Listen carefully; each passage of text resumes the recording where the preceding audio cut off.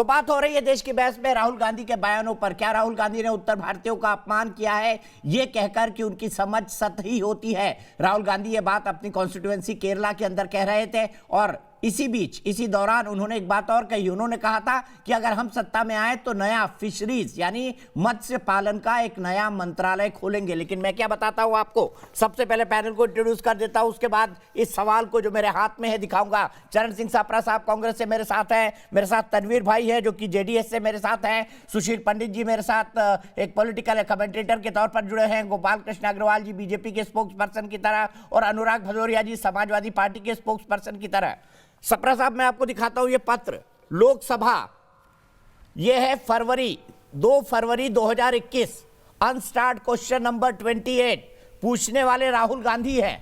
पूछा गया है government of India ministry of fisheries, जिस मंत्रालय को वो बनाने की बात कर रहे थे उसी मंत्रालय से वो सवाल पूछ रहे थे। और सवाल उन्होंने पूछा है किसके बारे में वो भी बता देता हूं, fisheries infrastructure and aquaculture development fund. और बकायदा मंत्री जी ने 2 पेज का जवाब दिया है कि हाँ तमिलनाडु जहां पर आपने मंत्रालय बनाने की बात कही है कि हम फिशरीज का मंत्रालय बनाएंगे, वहां पर भी लगभग 722.78 करोड़ रुपए डेवलपमेंट फंड के तौर पर खर्च हुए हैं। सवाल यह है राहुल गांधी को यह भी नहीं पता जो सवाल वो पूछ के गए हैं उसका जवाब तक राहुल गांधी को नहीं पता कि भाई डिपार्टमेंट ऑफ फिशरीज तो ऑलरेडी काम करती है, मिनिस्ट्रीज ऑफ फिशरीज तो ऑलरेडी काम कर रही है। ऐसे कैसे देश चलाएंगे राहुल गांधी? ये सबूत के तौर पर यह सवाल मेरे पास है। Unstarred question number 28। देखिए दीपक जी, मैं आपको बताऊं कि अगर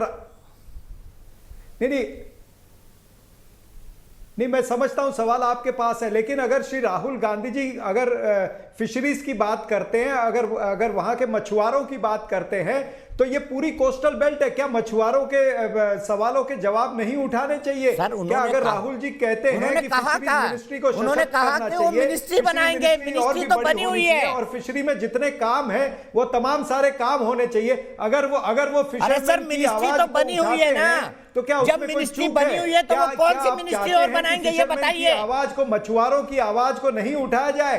क्या उनके मुद्दे चाहे वो मुंबई की कोस्टल लाइन है या फिर वो तमिलनाडु की कोस्टल लाइन है, मुंबई से केरल से तमिलनाडु समझ रहे सप्रा साहब, समझना नहीं चाहते मछुआरों के विषय? मुझे एक बात बताइए, जब मिनिस्ट्री बनी हुई है के विषय उठाए हैं और वो कहते हैं कि इसको और मिनिस्ट्री बनी हुई है तो राहुल गांधी कौन सी मिनिस्ट्री बनाएंगे ये तो समझाइए। हो गई ना, जिस तरह से मैंने आपको कहा कि डोनाल्ड ट्रंप और डोनाल्ड ट्रंप की बात मैंने आपको थोड़ी देर पहले बताई थी कि नरेंद्र मोदी जी ने डोनाल्ड ट्रंप को डोनाल्ड ट्रंप कहा, तो ये उसी तरह का सवाल आप पूछ रहे हैं। देखिए आप एक गंभीर मीडिया है, गंभीर मीडिया को देश के गंभीर प्रश्न पूछने चाहिए।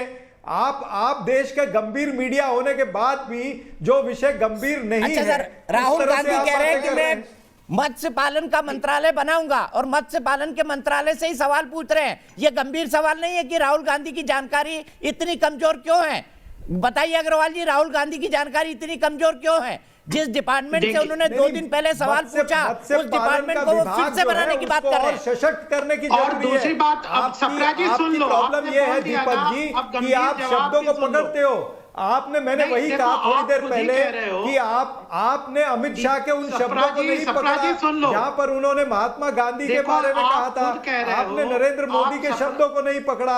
आप मात्र काम करते हैं राहुल गांधी जी के शब्दों को पकड़ने का। अब सुन लो ना, दूसरी बात तर्क भी तो समझा करिए ना। आप इतने भोले पत्रकार हैं कि तर्क नहीं समझते हैं। आपको सुन लिया, आप सुन लीजिए। देखिए, या तो आप एक्सेप्ट कर लीजिए कि राहुल गांधी जी की जबान फिसल गई। आप जब ये कहते हैं तो आप उसको खुद ही इक्वेट करते हो कि उस औरों की भी तो जबान फिसलती है। अरे जबान तो नरेंद्र मोदी जी की जबान नहीं फिसलती क्या? यही तो मैं कह रहा हूँ। अरे तो जब अमित शाह ने महात्मा गांधी को चतुर्बनिया कहा था तो उसका उत्तर आप देंगे अभी? सुन तो लो, नरेंद्र मोदी जी ने जब ये कहा था विदेश जाकर के 600 करोड़ लोगों ने मुझे चुन करके दिया है, तब क्या उनकी जबान फिसली थी या नहीं फिसली थी? इसका उत्तर आप आज दीजिएगा ना। सुन लीजिए, क्यों नहीं अरे देते? सुन लीजिए, आप कितनी बार जो मैं पूछ रहा हूँ उसका उत्तर देना पड़ेगा ना आपको। मात्र आप सवाल पूछते जाएंगे, इस तरह से नहीं चलेगा ना। सप्रा साहब सुन लीजिए ना, जवाब सुन लीजिए। सरफराज साहब सुन लीजिए प्लीज प्लीज। तो चतुर बनिया क्यों जानते हैं कहा था आज आपका काम थोड़ा ज्यादा डिफिकल्ट है सरफराज साहब, आज आपका काम थोड़ा ज्यादा डिफिकल्ट है, सुन लीजिए जवाब। मुझे पता है आपका काम आज बहुत डिफिकल्ट है, सुन लीजिए जवाब। फिर सुशील पंडित और अनुराग भदौरिया के बाद भी जाना है मुझे। बोलिए गोपाल कृष्ण अग्रवाल जी। लीजिए ना दीपक, सुन लीजिए सप्रा जी। ना पहली बात मैं ये कह रहा हूं कि अमित शाह ने चतुर बनिया कहा था, उसका उत्तर भारतीय जनता पार्टी के प्रवक्ता दे देना, की बात किया या फिर अमित शाह को बोले देश से माफी मांगे। अरे सुन लिया ना, महात्मा गांधी जैसी शख्सियत को चतुर बनिया कह दिया था उन्होंने। अब सुन लो। हाँ तो उत्तर दीजिए ना, चतुर बनिया का उत्तर दीजिए पहले। सुन तो लो भाई, गोडसे के पुजारी चतुर बनिया का उत्तर देना।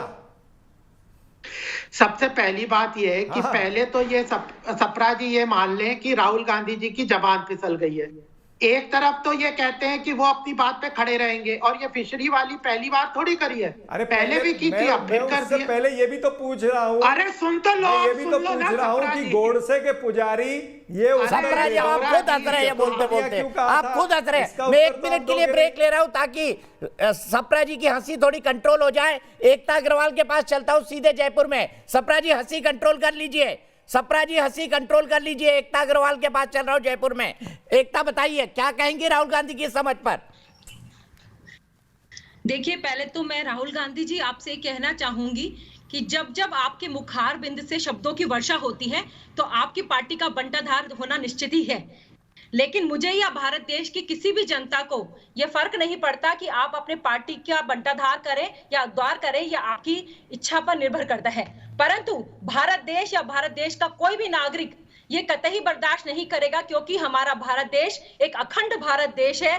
वहां पर उत्तर भारत और दक्षिण भारत को बांटने की और डिवाइड एंड रूल की जो आपकी सोची समझी, जो आपकी साजिश है, या ये मैं ये कहूँ कि ये छोटी सी जो आपकी राजनीतिक सोच है, उसके लिए आपको भारत का कोई भी नागरिक, चाहे वो उत्तर भारत के मेरे भाई हो या दक्षिण भारत के मेरे भाई हो, कतई आपको माफ करने वाले नहीं है। ये पूरा एक भारत देश का अपमान है।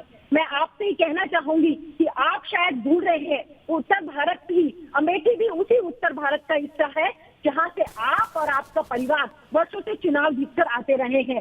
तो मैं आपसे कहना चाहूंगी, जब आपको अब वो समय आ गया है जब आपको अमेठी ने, उत्तर भारत ने टाटा बाय बाय कर दिया, तो मैं कहना चाहूंगी कि दक्षिण भारत में भी आपको वायनाड में ये सब बातें याद आ रही है। तो आप देख लीजिएगा, जिस प्रकार की बातें आप कर रहे हैं, समय आएगा कि दक्षिण भारत भी आपको टाटा बाय बाय कर देगा।